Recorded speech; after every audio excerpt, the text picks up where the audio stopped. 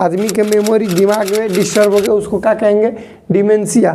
Loss of memory भी इसको कहा जाता है। शॉर्ट में आ जाएगा ऑब्जेक्टिव में कि डिमेंशिया का क्या मीनिंग है, तो लॉस ऑफ डिमेंशिया के साइन एंड सिम्टम्स में आप लोग को याद रखना है 3A। क्या याद रखना है, 3A।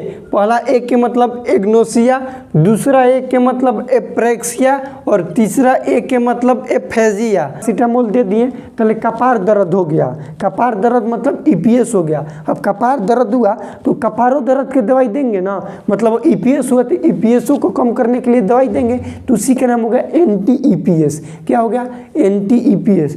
नमस्कार दोस्तों, नर्सिंग के इस यूट्यूब चैनल पर आप सभी का स्वागत है। दोस्तों आज के वीडियो में हम लोग साइकेट्रिक डिसऑर्डर पढ़ने वाले हैं, जिसके अंदर हम लोग पढ़ेंगे डिमेंशिया के बारे में। पिछले वाले वीडियो में हम लोग जाने थे डेलेरियम के बारे में।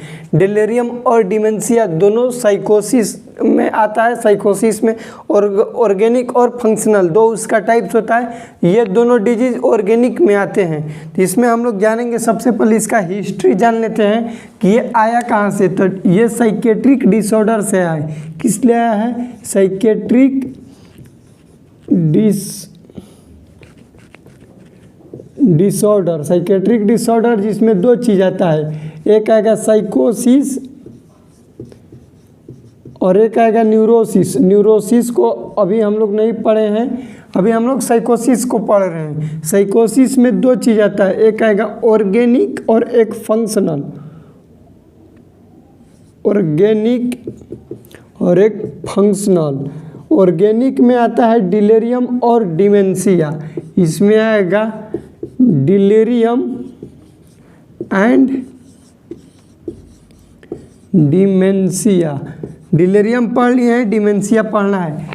ध्यान दीजिए, यदि हम डिमेंशिया का परिभाषा बनाना चाहें कि डिमेंशिया क्या है, इसका क्या डिफिनेशन है, तो कैसे बनाएंगे, ध्यान से समझिए।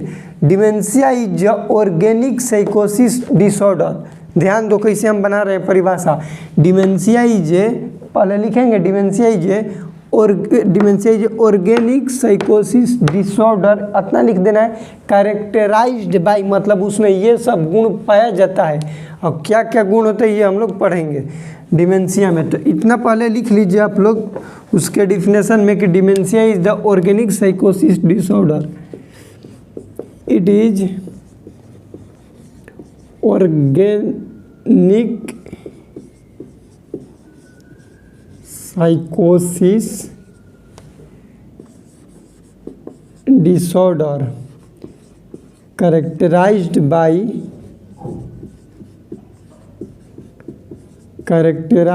by disturbance in memory। किस चीज़ में डिस्टर्ब होगा, मेमोरी में डिस्टर्ब होगा। ध्यान दो, डिमेंशिया में मेमोरी में डिस्टर्ब होता है, खाली दिमाग में। पर्सन का पर्सनालिटी और कॉन्शियसनेस, इसमें क्वेश्चन आता है कि डिमेंशिया में क्या चीज़ डिस्टर्ब नहीं होता है, तो कॉन्शियसनेस ये डिस्टर्ब नहीं होता है, ये ठीक रहता है पेशेंट में। ऑब्जेक्टिव आएगा कि in which patient have major disturb include, सब रहेगा, ये डिस्टर्ब नहीं रहता है डिमेंशिया वाले पेशेंट में। हमेशा ध्यान रखिएगा कि डिमेंशिया वाले पेशेंट में उसका कॉन्शियसनेस बढ़िया रहता है, बात सब करेगा। बात भुला रहा है, ये मेमोरी डिस्टर्ब करने का मतलब कि पिछला बात भुला जा रहा है। कल का खाए चाहे आज का खाए, आगे चल के मतलब दिन में 2 बजे खाया, 4 बजे शाम के भुला गया कि हम खाए भी हैं। ऐसे को हम लोग क्या कहेंगे, डिमेंशिया कहेंगे। ठीक, इसके बारे में और लिखिएगा कि it is also known as. Delirium को हम लोग कह रहे थे एक्यूट ब्रेन सिंड्रोम, तो इसको कहेंगे क्रोनिक ब्रेन सिंड्रोम। क्या है, क्रोनिक ब्रेन सिंड्रोम। सिंड्रोम मतलब ग्रुप ऑफ सिम्टम, बहुत सारा सिम्टम दिखेगा, उसको सिंड्रोम कहेंगे। It is also known as chronic brain syndrome. Irreversible है, डिमेंशिया रिवर्सिबल था, तो ये इरिवर्सिबल। इसका duration more than 6 month. More than 6 months होता है। ये हम लोग का मेजर इंट्रोडक्शन मान लीजिए कि डिमेंशिया के बारे में था। डिमेंशिया क्या होता है, व्हाट इज डिमेंशिया? तो डिमेंशिया इज द ऑर्गेनिक साइकोसिस disorder characterized by major disturbance in memory. आदमी के मेमोरी दिमाग में डिस्टर्ब हो गया, उसको क्या कहेंगे? डिमेंशिया। लॉस ऑफ मेमोरी भी इसको कहा जाता है। शॉर्ट में आ जाएगा ऑब्जेक्टिव में कि डिमेंशिया का क्या मीनिंग है, तो लॉस ऑफ मेमोरी यानी कि बात भूलने की आदत को हम लोग क्या कहेंगे? मेडिकल टर्म्स में डिमेंशिया कहते हैं। ये किस टाइप का रोग है? तो साइकेट्रिक डिसऑर्डर। साइकेट्रिक में कैसा है? तो साइकोसिस। साइकोसिस में कैसा है? तो ऑर्गेनिक। ऑर्गेनिक के अंदर हम लोग पढ़ते हैं डिमेंशिया के बारे में। इट इज ऑर्गेनिक साइकोसिस disorder characterized by major disturbance in memory. It is also known as chronic brain syndrome. Irreversible है, ठीक होने वाला नहीं है, जा रहा है तो धीरे धीरे बढ़ते जाएगा। मोर देन 6 मंथ, इसका ड्यूरेशन कहने का मतलब कि मोर देन 6 मंथ होता है। पता चलने में ड्यूरेशन जो है उनसे ड्यूरेशन 6 मंथ से ज़्यादा होगा। इसका एक आप लोग स्क्रीनशॉट ले लीजिए ताकि हम आगे बताएं। आप देखिए, हम लोग जानेंगे डिमेंशिया का टाइप्स और कारण, दोनों एक ही होता है। डिमेंशिया का कारण क्या है और उसका टाइप्स एक ही मतलब है, जो कारण उसका है वहीं उसका टाइप्स भी है। ठीक, अब देखिए हम लिखते हैं कॉजेज एंड टाइप्स।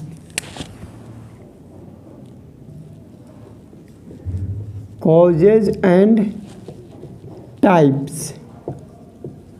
नंबर 1 दे दीजिएगा Alzheimer dementia, ALZYMER, Alzheimer dementia. Alzheimer dementia में क्या होता है कि it is the most common type of dementia. सबसे पहले इसमें लिखिएगा कि it is most common types of dementia. Most common type dementia का कौन है? Alzheimer dementia. उसके बाद लिखिएगा कि 60% occurs people who are admitted in the hospital. मतलब कि वैसा आदमी जो हॉस्पिटल में आते हैं 60% आदमी में अल्जाइमर डिमेंशिया देखने के लिए मिलता है। अल्जाइमर डिमेंशिया में सबसे पहले लिखिएगा कि it is the most common type of dementia. ठीक, उसके बाद लिखेंगे कि 60% occur of people who are admitted in the hospital. 2 चीज़ हो गया। तीसरा लिखिएगा कि it is due to multi infarct dementia. Multi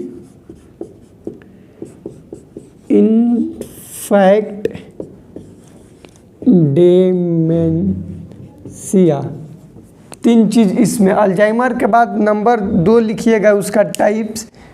Alzheimer के बाद इसको मिटा के थायराइड डिमेंशिया। डिमेंशिया का कारण थायराइड की वजह से भी डिमेंशिया हो सकता है। नंबर 1 है अल्जाइमर। अल्जाइमर रोग होता है, उसके कारण से हो जाएगा।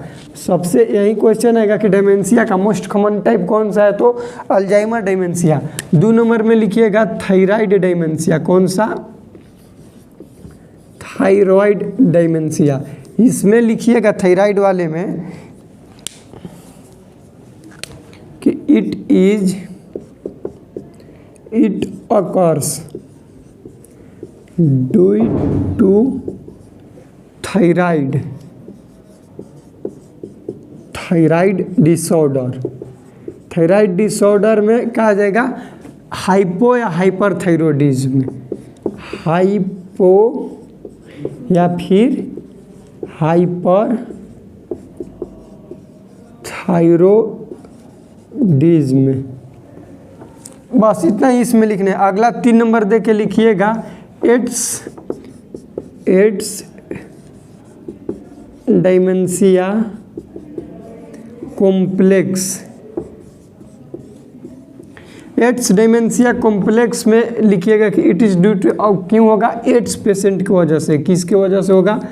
एड्स पेशेंट की वजह से होगा। एड्स पेशेंट की वजह से एड्स डिमेंशिया कॉम्प्लेक्स हो जाएगा। ये 3 टाइप्स और 3 कारण है पढ़ने के लिए। इसका साइन एंड सिम्टम्स अब लिखेंगे, इसका भी एक आप लोग स्क्रीनशॉट ले लीजिए, तब हम साइन एंड सिम्टम्स लिखकर बताते हैं। हाँ तो देखिए अब हम लोग डिमेंशिया जो है डिमेंशिया उसका साइन एंड सिम्टम्स जानेंगे। डिमेंशिया के साइन एंड सिम्टम्स में आप लोग को याद रखना है 3A। क्या याद रखना है? 3A। पहला ए के मतलब एग्नोसिया, दूसरा ए के मतलब एप्रेक्सिया और तीसरा ए के मतलब एफेजिया। ये 3 आप लोग को याद रखना है डिमेंशिया के साइन एंड सिम्टम्स में। और इस 3A से ही एग्जाम में क्वेश्चन आता है कि कौन सा ए इंक्लूड है। जैसे हम लोग पढ़े थे सिजोफ्रेनिया, सिजोफ्रेनिया में यूजीन बुलियर्स का 4A सिम्टम्स जाने थे, ठीक उसी प्रकार हम लोग डिमेंशिया में 3A उसका साइन एंड सिम्टम्स जानते हैं। सबसे पहले जानेंगे कि एग्नोसिया का मतलब क्या होता है। यहाँ पे लिखना है कि inability to a person to recognize the thing by their sensory perception. इसका मतलब ये है कि इनएबिलिटी मतलब एबल नहीं है, अनेबल है। इनएबिलिटी मतलब अनेबल, उसको पता नहीं चल रहा है। टू अ पर्सन, किसको नहीं पता चल रहा है? पर्सन को पता नहीं चल रहा है क्या? रिकॉग्नाइज पहचान करना, द थिंक सोचना, bye their sensory perception. Overall इसका कहने का मतलब यही है कि कलम है, कलम हाथ पर चल रहा है लेकिन उस आदमी को पता नहीं चल रहा है कि मेरे हाथ पर कलम चल रहा है। सेंसरी परसेप्शन द्वारा उसको कुछ भी चीज़ का एहसास नहीं हो रहा है कि मेरा हाथ पर क्या चल रहा है, क्या नहीं, क्या हो रहा है, क्या नहीं। मतलब सेंस ऑर्गन 5 होते हैं, उस सेंस ऑर्गन द्वारा उसको कुछ भी चीज़ अच्छे तरीक़ा से रिकॉग्नाइज नहीं हो रहा है, पहचान नहीं आ रहा है, इनएबिलिटी उसमें देखने के लिए मिल रहा है, उसको हम लोग क्या कहेंगे? एग्नोसिया कहेंगे। अगला हम लोग का है एप्रेक्सिया। एप्रेक्सिया कहने का मतलब कि इसमें कुछ भी लर्न पर्पसफुल एक्टिविटी नहीं कर पाएगा। Inability to the person to do learn purposeful activity, जो करना चाहता है वो नहीं कर पाएगा, उसको हम लोग कहेंगे एप्रेक्सिया। मतलब मैं अपना बोर्ड पर नाम लिखना चाहता हूँ, मैं बोर्ड पर अपना नाम लिखना चाहता हूँ लेकिन नाम नहीं लिख पा रहा हूँ, या फिर किसी और का नाम लिख दे रहा हूँ, या फिर कुछ भी डिस्टर्ब गड़बड़ी कर दे रहा हूँ। लर्न पर्पसफुल एक्टिविटी मतलब जो चाह रहा हूँ वो नहीं हो पा रहा है, उसको क्या कहेंगे? एप्रेक्सिया। एफेजिया का मतलब डिफिकल्टी इन स्पीच, बोल रहे बोलते बोलते एकदम बाबा बोल ऐसे हो रहा है, तो इसका मतलब क्या रहा है कि डिफिकल्टी इन स्पीच, उसको क्या कहेंगे? एफेजिया कहेंगे। देखिए एफेसिया, एफेजिया, APHA, यहाँ एस के जगह जी आ जाएगा, ध्यान देना, यहीं पर लड़का लोग फंसता है। एस के जगह जी आ जाएगा, एफेजिया। तो एफेजिया का मतलब डिफिकल्टी इन स्वेलिंग, घोंटे में कोई भी चीज़ दिक्कत होगा उसको कहेंगे एफेजिया। एफेसिया प्रोनाउंसिएशन देखो, जिया और सिया। एफेजिया, जिया का मतलब घोंटे में दिक्कत हो रहा है, और सिया का मतलब कि डिफिकल्टी इन स्पीच। ये हम लोग जाने साइन एंड सिम्टम्स। अब जानेंगे कि डिमेंशिया जो है उसका किस तरह से हम लोग डायग्नोसिस कर पाएंगे। डायग्नोसिस में सबसे पहले पेशेंट, ये डायग्नोसिस का साइन एंड सिंबल है, डायग्नोसिस का क्या है? सिंबल है। ऐसे देखकर ट्रायंगल बना के ऐसे ये लिख देते हैं। सबसे पहले history collection, physical examination, patient आएगा उसका हिस्ट्री कलेक्ट करेंगे, फिजिकल एग्जामिनेशन लेंगे, MSE मेंटल स्टेटस एग्जामिनेशन। हम लोग को कन्फर्मेटिव डायग्नोसिस मान लो तो क्या है? MSE मेंटल स्टेटस एग्जामिनेशन से कोई भी साइकेट्रिक डिसऑर्डर को पता किया जा सकता है इजीली। क्या? इजीली। कैसे पता करेंगे? मान लो कि ये पेज है, क्या ये पेज है, इस पेज पर एक रहेगा क्वेश्चन, दोनों साइड लिखा रहेगा भरमार। क्वेश्चन पूछेंगे कि बताओ ये क्वेश्चन का आंसर है। यदि उस आंसर जो हम चाहते हैं वो ना दे के दूसरा दे रहा है, मतलब उसमें गड़बड़ी है। यह हालांकि मेरा दूसरा चीज़ का पेपर है। उसके बाद देखो उसका मैनेजमेंट हम लोग जानेंगे। मैनेजमेंट में सबसे पहले एंटीसाइकोटिक ड्रग देंगे। डिमेंशिया को क्या देंगे ट्रीटमेंट करने के लिए? Antipsychotic drug. एंटीसाइकोटिक ड्रग क्यों दिया जाएगा? क्योंकि यह एक साइकेट्रिक डिसऑर्डर है। साइकेट्रिक डिसऑर्डर को कम करने के लिए ओंडेम दे देंगे, उल्टी की दवाई देंगे नहीं, जो जिसका जो चीज़ है वही ना देंगे भैया। तो क्या देंगे? एंटीसाइकोटिक ड्रग, जिसका नाम आता है, एक ब्रांड नेम लिख दें, हेलो पेरिडोल। देखो हेलोपेरिडोल देंगे तो उस दवाई का साइड इफेक्ट होता है, हेलोपेरिडोल दवाई का साइड इफेक्ट होता है एक्स्ट्रा पिरामिडल सिंड्रोम, ईपीएस जिसका शॉर्ट फॉर्म है। मान लो कि ये देखो ई है हेलोपेरिडोल, आपको दवाई खिला दिए, पहले ई दवाई खिलाए और आपका साइड इफेक्ट देखने के लिए मिल रहा है ईपीएस एक्स्ट्रा पिरामिडल सिम्टम। तो साइड इफेक्ट को कम करेंगे ना, तो साइड इफेक्ट को कम करने के लिए फिर से अलग से दवाई देंगे एंटी ईपीएस, मतलब कि इस ईपीएस को भी कम किया जाएगा। नहीं समझा, ध्यान से समझो।